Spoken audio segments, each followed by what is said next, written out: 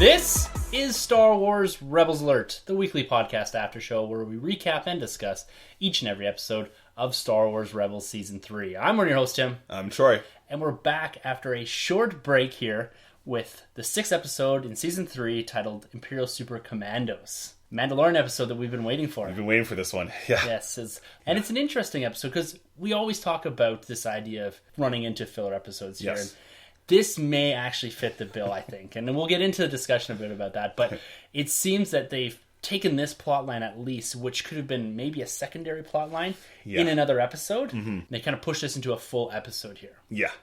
So we're going to jump right into it here, guys. But before we do that, I just want to throw out there, if you want to be part of the show, you want to contribute here, comment, give us some insight into even the Mandalorians here, because both of us are struggling a bit here. We don't have maybe the depth that we needed to coming into this episode and understanding the Mandalorian, the lore and all that, and what's still canon is what I really struggled with here. Right, yeah. And so if you do have input there, you can always get us at SW Rebels Alert on Twitter, swrebelsalert@gmail.com. You can hit us up on Facebook or comment on the YouTube page as well.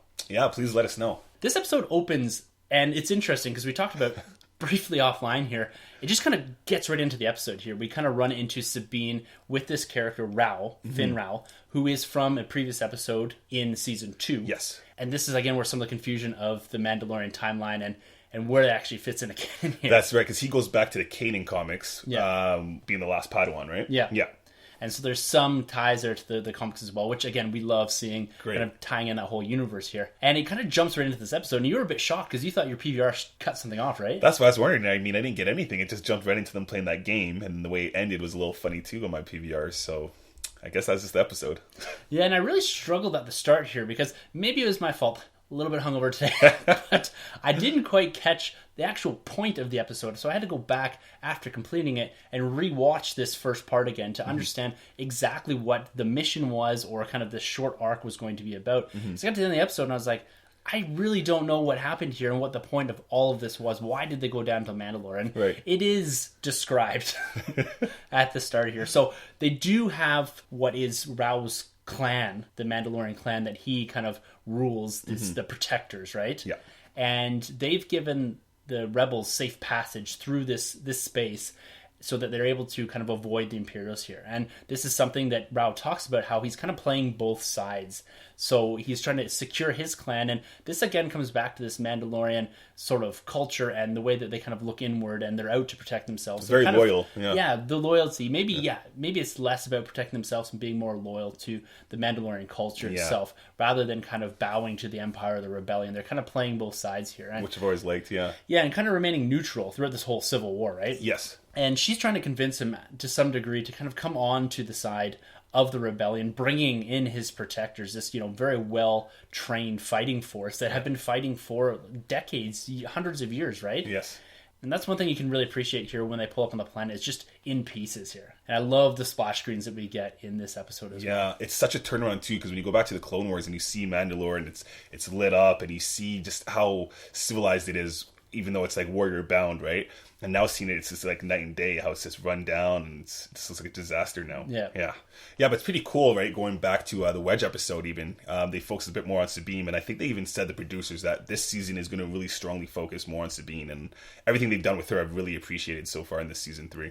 Yeah, definitely. And again, I love that character. I love the aspect that they're kind of building this culture, this lore, and this loyalty behind her. And you can see that instilled in the character. And this just kind of backs it up a bit more. Yeah, and who is her mom? Yes, that is a big mystery here, right? And there's some theories running around the internet right now. Like characters from the Clone Wars that have shown up and a few others. And maybe we can talk about this just briefly before we get into the rest of the episode here, is that some of my confusion with this episode comes with, I don't know what is canon as far as the Mandalorian lore and the background to all that, because there's a lot of comics, there's some books and that. Old Republic, that's when I was first introduced to them, really. So I don't know what's canon here. Is Yeah. Jango Fett still a Mandalorian? Right. And all these characters, I'm not sure, so I don't know what fits here. There's hints throughout this entire episode of this Mandalorian Civil War that had taken place in the previous comics and some of the books and that. And I don't know if that's still canon or what's going on here, who's who. That's right. And some of the characters from those older comics, I'm not sure if they're kind of reflecting reflections or paralleling them, at least with the characters that are introduced here with Rao and the Saxon character. Yeah, because I believe Saxon, obviously, he must carry over from the Son of Dathomir comic, right? Yeah. So I guess that's all canon. I've always wondered, though, because, I mean, listening to Jango Fett's like speech, he sounds very similar to these two Mandalorians, right? Yeah. The way they talk and carry themselves. So maybe he's still a Mandalorian. I hope so. I hope they didn't change that, at least with Jango Fett, but... No, it makes sense. And even just the style of his helmet and his armor, and all that fits kind of that Mandalorian culture. Yeah, right? the color scheme to it as well, right? Yeah, and it makes sense that he is at least part of some sort of Mandalorian clan to some degree, right? Yeah.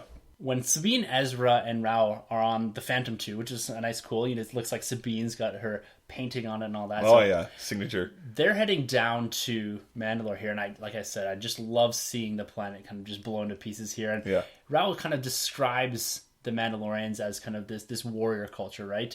And that they've always been at each other's throats, but they're always so loyal to something, right? Yeah. And it's kind of nice seeing Ezra kind of be in awe of this. And this is what eventually leads to his kind of misstep and Rao kind of taking over the ship. But that's exactly how I felt. I was like, whoa, this is pretty crazy. Right. It's kind of nice hearing about the culture. And it's looking out the window, it's like, I was kind of mesmerized by the same thing. And then it gets hit over the head. And I kind of like that. I felt myself paralleled with Ezra in my awe. Yeah, I'll get to it later, but Ezra is definitely one of my... he's a little suspect in this episode for me. Yeah. Once we arrive here on planet surface, Rao's kind of taken off, and Ezra and Sabine wake up, and with Chopper's help, they're released. And then they find Rao kind of looking over his former camp. Yeah. And everyone is slaughtered here. His camp is in flames, and none of his protectors are around, and he's pretty shocked by this whole thing. He's kind of quite taken aback by it. And I thought it was kind of weird that he just kind of gave up. Yeah. But I guess he's pretty shocked to see a lot of his brethren more or less destroyed. Yeah. So they're wandering on the camp, and this is one of my favorite scenes, is the Imperial probe droid. Oh, man, right? I absolutely love these things from Empire Strikes Back. And I don't know what they say. In my head, I always hears failure in the fences, failure in the fences. And I think everyone kind of hears different things, but I love the sound of these Imperial probe droids. And this kind of lets you know that, yes, the Empire is at least somewhat responsible for what's happened here. And present. Yeah, exactly. And then we get come almost immediately flying around the corner. And this is from even the first trailer for season 3. We do see these characters here. But it's, as Ezra quotes, flying stormtroopers. Yeah. What did you think of the look of these guys? Oh, man. Give me that Black Series. Give me that Hot Toy. Yeah. These things looked awesome, especially Saxon's costume with the red, the white, but still Mandalorian armor. Yeah. Oh, incredible. Looks so cool. It had quite like a Clone Wars... Ralph McQuarrie kind of twist to it, right? Good just call, the whole look, just with the white, almost had like a prototype Boba Fett look to it. Yes, exactly. With the whole white outfit. I really like this, and it had almost like a hint of Stormtrooper kind of built into that. Yeah, definitely. And so we get introduced to the character here. He's all in the red. Garth Saxon. So he introduced himself as the Imperial Viceroy of Mandalore. So the Imperials have put in some sort of puppet Mandalorian government here, right? That are not loyal to the Protectors. I really like this because, again, I'm reading Lost Stars and having just read Ahsoka on that, you do see these puppet governments popping in and out of these books and kind of, and so you get an appreciation for what the Empire is doing here. And these guys seem to be at least some sort of legacy of Maul's Death Watch. Yes. And they nail it in the title, right? Because he's actually a super trooper or super commando. It's a good movie. Yeah. So at this point is one of the highlights, I think, of the episode here, where we have Ezra is captured. Yeah. By the Imperial Super Commandos, and Sabine and Rao kind of take off here, and this is where Rao starts to really show his true colors and not having any loyalty to even Sabine or the rebellion or anything like that, at least at this point in the episode. But it's really Ezra here that kind of is the highlight.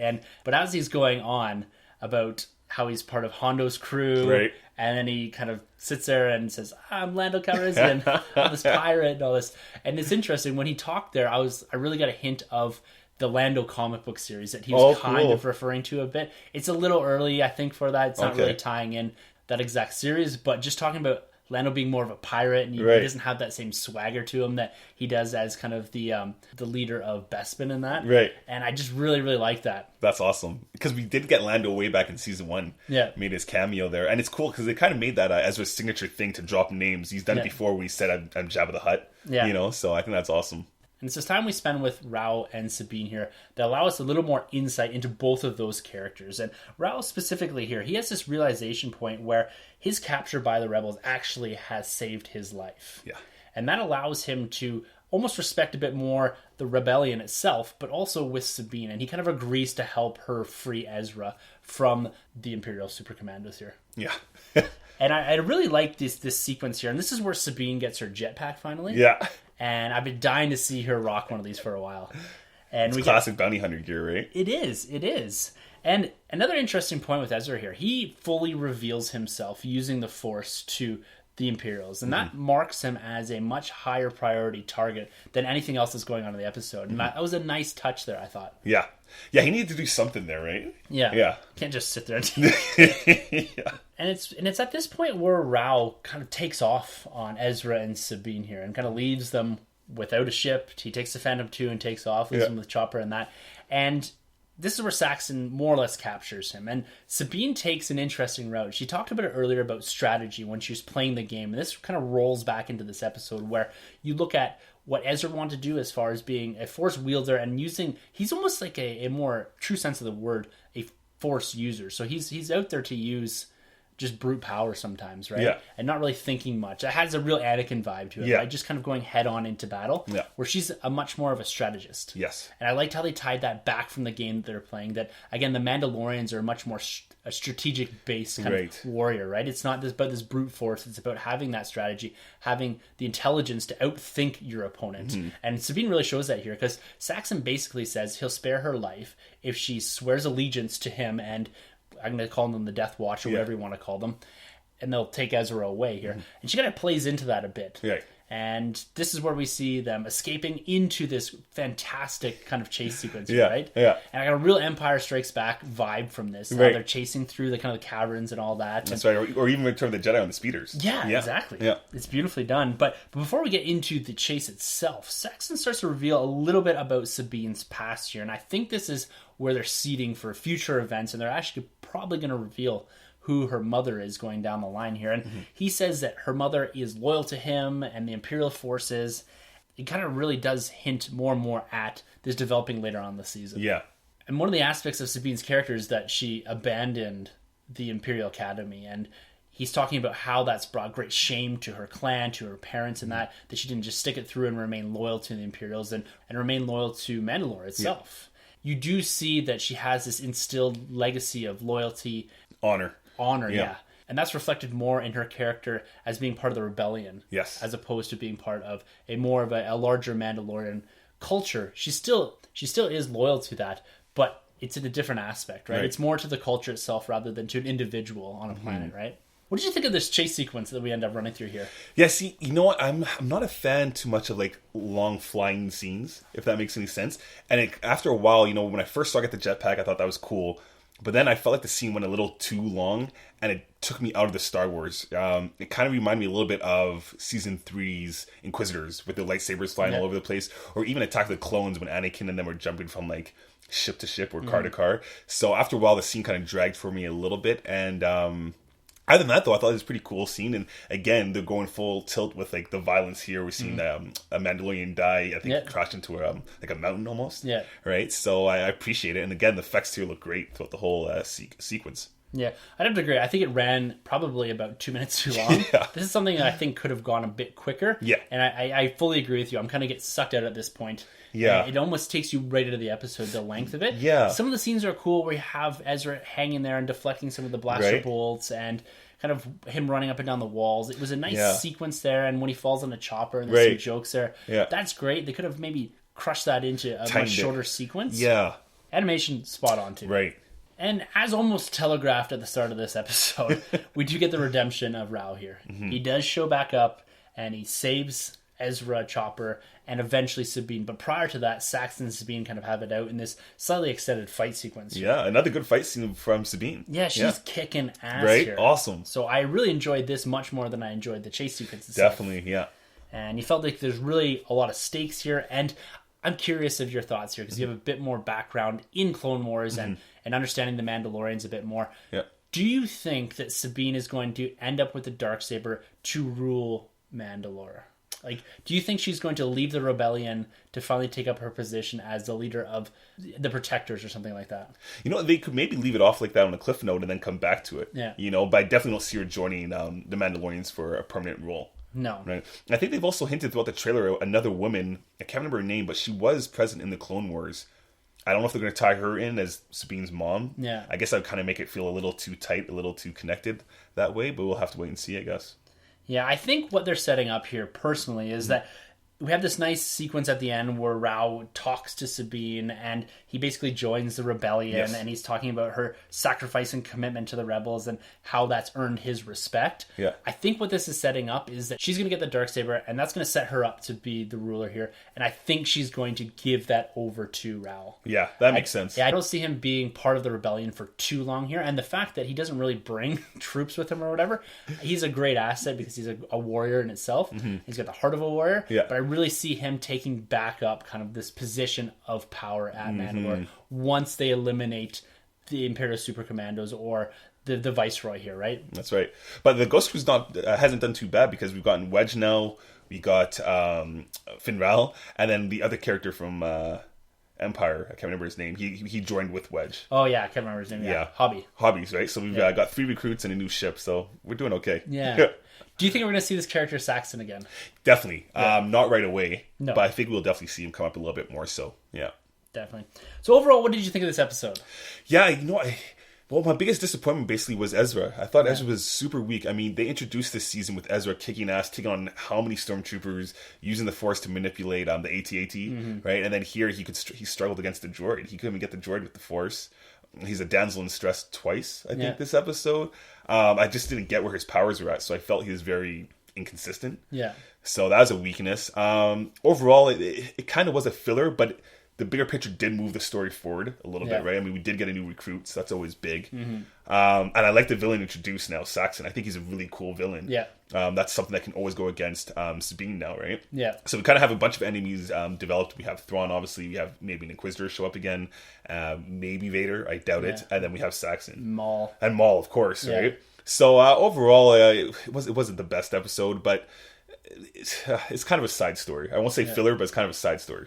Yeah, I fully agree with you there. I was taken out of this a few times just by the extended sequences here, and I was really waiting for something bigger to happen. And like I said at the top, I think this would serve better as a side story or a small arc within a larger episode. Yeah.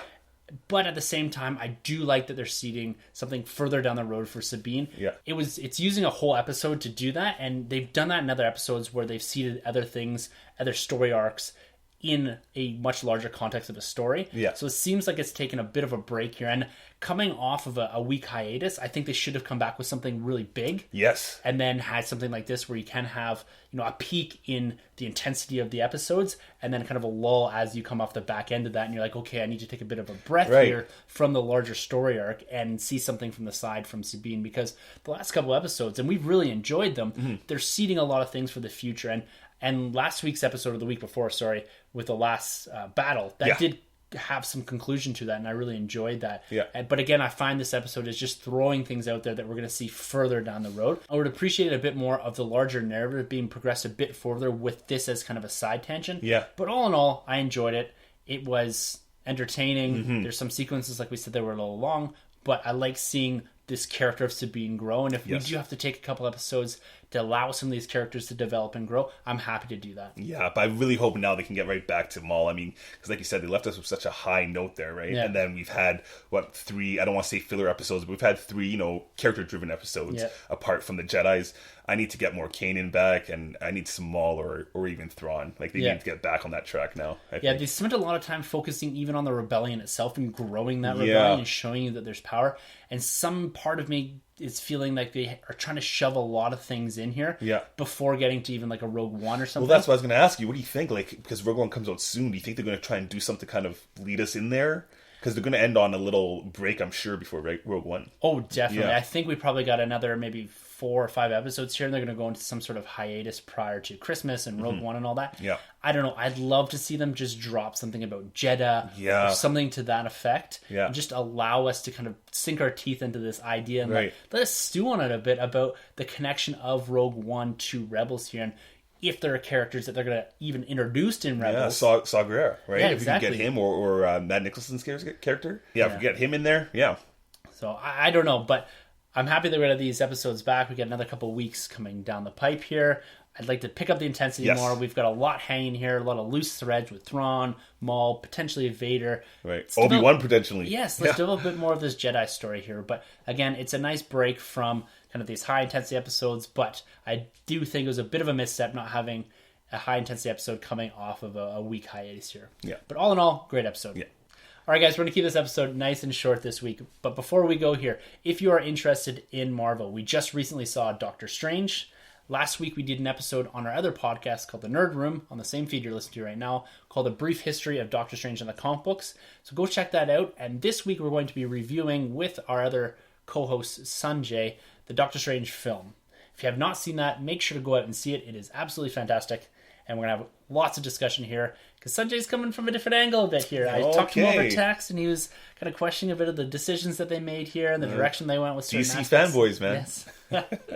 So make sure to go over and check out our other podcast, The Nerd Room, where we talk about more broad-spanning nerd news every single Thursday. And this week specifically, it's just going to be pure Doctor Strange movie review. No Star Wars? No Star Wars. We're going to keep this week to just Monday.